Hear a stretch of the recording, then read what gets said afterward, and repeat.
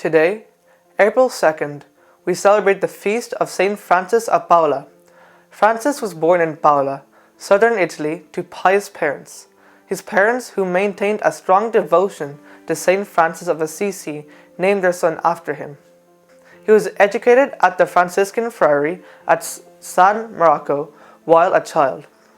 After joining his parents on a pilgrimage to Rome and Assisi, he asked permission from his parents to establish a hermitage a few miles from the family home, in the manner of the earliest desert fathers such as Saint Anthony of Egypt. Before he was 20, he received the first followers who had come to imitate his ways of life. 17 years later, when his disciples had grown in number, Francis established a rule for his Austrian community and sought church approval. A few years later, Francis moved further from home, settling in a remote cave on the seashore. At the age of 19, 2 men joined him in his hermitage.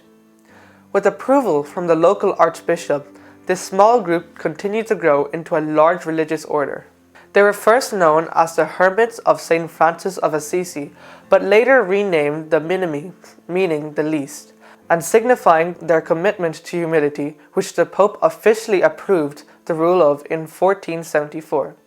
Humility was to be the hallmark of the brothers, as it has been in Francis's personal life. Besides the vows of poverty, chastity, and obedience, Francis enjoined upon his followers the fourth obligation of perpetual Lenten fast.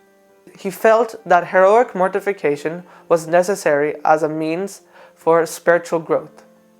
As the order grew in size, the reputation of Saint Francis increased as a holy man, a defender of the poor and the oppressed, and a worker of miracles. Francis of Paola was a man who deeply loved contemplative solitude and wished only to be the least in the household of God.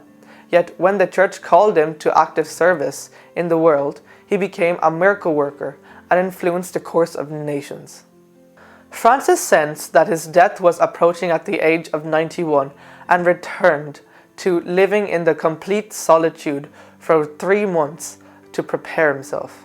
It was Francis's desire to be a contemplative hermit, yet he believed that God was calling him to the apostolic life.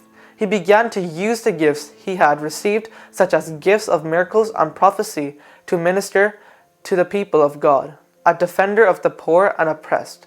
Francis incurred a worth of King Ferdinand of Naples for the admonitions he directed towards the king and his sons. Saint Francis died at Tours, France on Good Friday.